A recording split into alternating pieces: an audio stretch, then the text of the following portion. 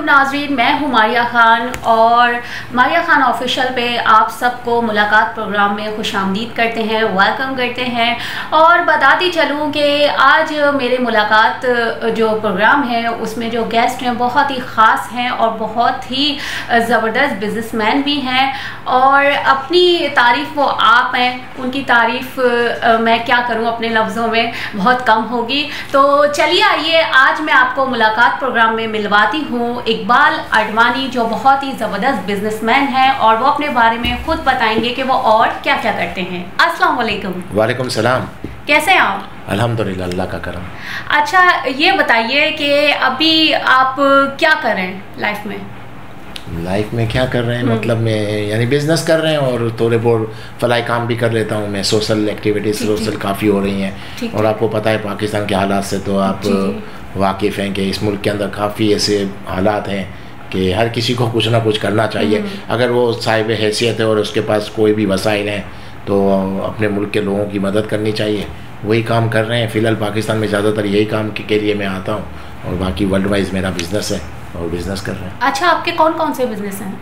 मेरे department store है और मेरा रियल इस्टेट से भी ताल्लुक़ है, प्रॉपर्टीज़ का भी बिज़नेस है और डिपार्टमेंट स्टोर है मेरे।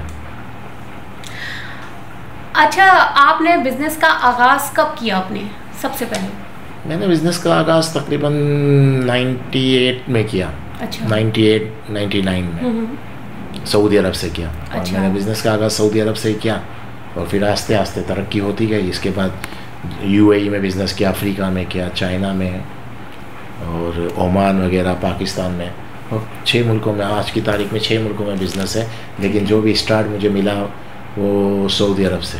अच्छा, तो फर्स्ट जो बिज़नेस था आपका वो कौन सा आपने स्टार्ट लिया? छोटा डिपार्टमेंट स्टोर ही खोला था, वही इसी फील्ड में स्टार्ट में किया था। छोटे छोटे स्टोर थे उस वक्त, काफ़ी छोटे थे। फिर आस्ते आस्ते जैसे सब वक्त गुजरता गया तरक्की होती गई, आइडियाज़ बढ़ते गए। जैसे अब एक्सपीरियंस इज़ बेस्ट टीचर, वक्त के साथ साथ एक्सपीरियंस होता गया और अल्हम्दुलिल्लाह मुझे ज़्यादा स्ट्रगल नहीं करनी पड़ी। यानी सऊदी अरब की मार्केट बहुत अच्छी थी तो मैं बहुत जल्दी सक्सेसफुल हो गया। अच्छा, पाकिस्तान के अलावा और कहाँ आपके बिज़नेस हैं? कौन कौन से कंट्री में आप जाके बिज़नेस करते हैं?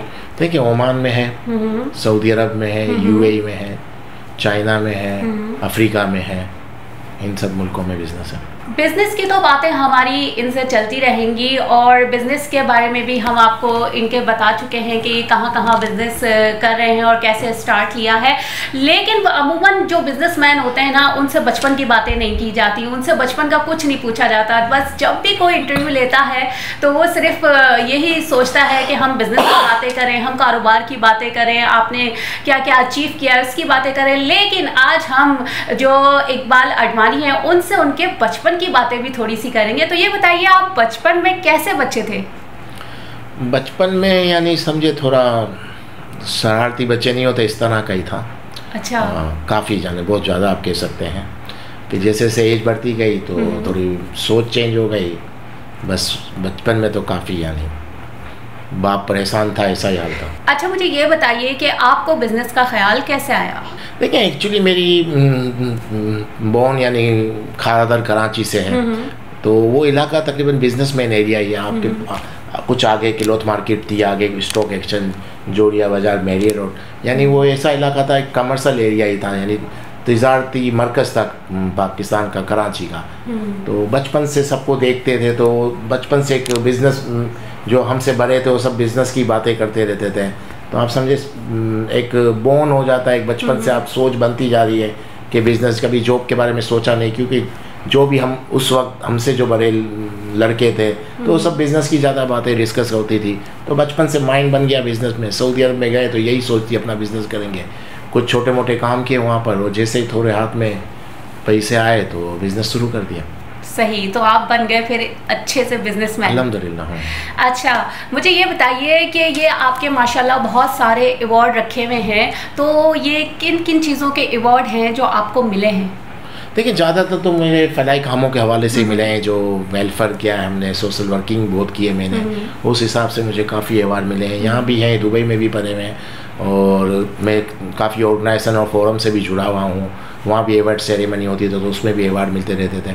तो काफ़ी यानी सऊदी अरब मेमन जमात से मेरा नाम जुड़ा हुआ है, इंटरनेशनल आइमो ऑर्गेनाइजेशन से नाम जुड़ा हुआ था है, और MLF UAE chapter, MLF Memon leadership forum, और इन काफ़ी जगहों से पहले से मैं इनमें इन्वॉल्व था। तो उनके जब भी इवेंट वगैरह होते थे तो उसमें अवार्ड सेरेमनी होती थी, तो हर वक्त कभी ना कभी कोई ना कोई अवार्ड मिल ही जाता था। अच्छा, आपकी फाउंडेशन भी है, ठीक है, तो आप अपनी फाउंडेशन के बारे में कुछ बताएं थोड़ा। देखिए, मैंने एडवर्टीम फाउंडेशन तकरीबन 2-3 साल हुए हैं मैंने यहाँ पर शुरू किया है। और इसमें हमने यही किया है कि जो भी पाकिस्तान में मैंने तकरीबन medical camp, free medical camp बहुत लगाए हैं यहाँ पर। अच्छा। यानी आपको पता है कि कराची और पाकिस्तान के हालात बहुत ख़राब है, यहाँ लोगों के पास खाने के लिए नहीं है, तो मेडिसिन कौन लेता होगा। तो हमने मेडिसिन के हवाले से यानी हेल्थ के हवाले से काफ़ी काम किए। हर संडे एक संडे छोड़ के एक संडे हमने मेडिकल कैंप लगाए, फ्री मेडिसिन होती है वहाँ पर, फ्री डॉक्टर का चेकअप वगैरह, आसमानी के ताउन से आँखों के ऑपरेशन वगैरह भी। तो काफ़ी बड़े बड़े मेडिकल कैंप हमने लगाए, बाकी कराची में लगाए, सिंध में लगाए, बलूचिस्तान में लगाए, इस तरह के मेडिकल कैंप लगाए। एजुकेशन पे भी हमने बहुत काम किया, बच्चों की फ़ीस वगैरह हो गई, यूनिफॉर्म हो गए, इस तरह पे भी अडवाणी फाउंडेशन काम कर रही है। लेकिन सबसे ज़्यादा काम हमने हेल्थ पे किया है। और हेल्थ को आपको पता है पाकिस्तान में बहुत इशू हैं, हालात ऐसे हैं कि लोगों के पास खाने के पैसे नहीं हैं, तो सीधी बात वो मेडिसिन कहाँ से लेंगे। तो यही सोच बनी और अल्हम्दुलिल्लाह मैंने देखा यहाँ गुर्बत बहुत है।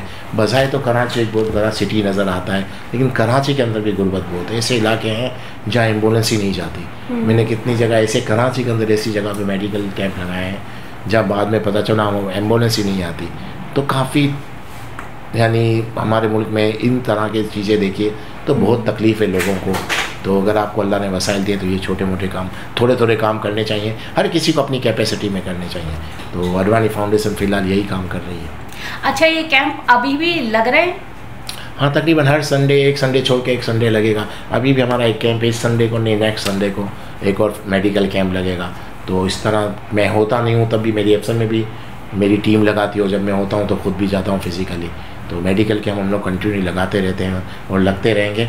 अभी जो ये जो संडे आ रहा है इसके बाद नेक्स्ट संडे आएगा, उसमें भी हम एक मेडिकल कैंप लगाएंगे। सही।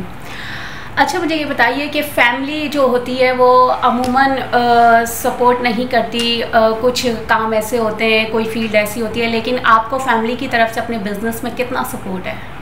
देखिए, फैमिली का सपोर्ट यही सबसे बड़ा हो जाता है कि वो आपको ज़्यादा रुकावट नहीं करे, यही बहुत बड़ा सपोर्ट है। तो मेरी फैमिली तकरीबन दीन की तरफ काफ़ी झुकाव है मेरी फैमिली का। तो दीन में ज़्यादा है, तो वो समझें आपके जब आप घर पे जा रहे हो तो आप अपनी, पहले जब मैं जाता था घर पे तो वालदा को हर वक्त जा नमाज पे देखता था। अब जाता हूँ तो मेरी वाइफ को जा नमाज पे देखता हूँ, मेरी बच्ची को जा नमाज पे देखता हूँ, तो आपकी एक एनर्जी बढ़ जाती है। तो ये बहुत मेरे लिए बहुत बड़ा सपोर्ट है कि जब भी घर से निकलो तो नमाज का टाइम हो तो बच्चियाँ, मेरी वाइफ, मुझे हर वक्त जा नमाज पे नज़र आएगी। घर जा रहे हैं, रात के 4 बजे 3 बजे फजर का टाइम है, आपको आपकी वाइफ जा नमाज पे नज़र आती है। तो एक एनर्जी मिल जाती है, बहुत बड़ा हौसला हो जाता है कि कुछ भी करो अल्लाह साथ देने वाला है, क्योंकि आपके घर के लोग हर वक्त दुआ मांग रहे हैं। तो इस तरह का मुझे सपोर्ट, बहुत बड़ा सपोर्ट है ये।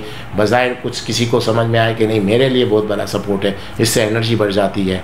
तो मेरी वाइफ, मेरे बच्चों का झुकाव दीन की तरफ बहुत ज़्यादा है, तो इससे मुझे काफ़ी सपोर्ट मिला माशाल्लाह। अच्छा, आपकी लाइफ का कोई ऐसा वाक़या जो आपको आज तक याद हो, हमारे नाजरीन से शेयर कर? मतलब वाक़यात तो बहुत हैं, अभी कुछ ऐसे वाक़यात नहीं हैं याद, कुछ याद करने जैसे।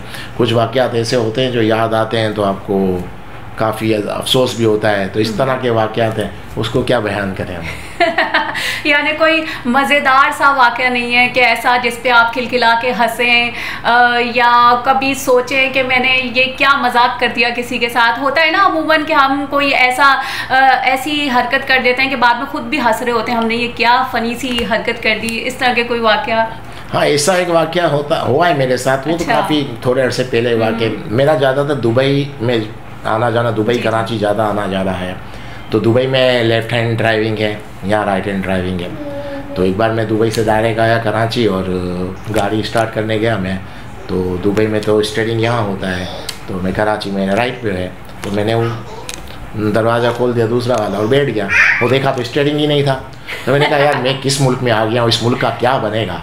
फिर थोड़ी देर बाद मेरा साइड पे फेस गया तो मैं खुद अपने आप पे हंसने लगा, मैं क्या बोल रहा हूँ। तो ये वाक़या एक हुआ था जो मैं अपने दोस्तों को भी सुनाता हूँ कि स्टीयरिंग ही गायब हो गया, तो यहाँ के हालात भी ऐसे हैं। मैंने कहा यार कैसे मुल्क में आएगा, सब चोरी हो गया। फिर जैसे ही मैंने मुड़ा तो मुझे लगा कि नहीं ऐसा नहीं है। बस ये एक वाक़या है जो काफ़ी लोगों को मैं कभी कभी सुनाता रहता हूँ। ज़बरदस्त।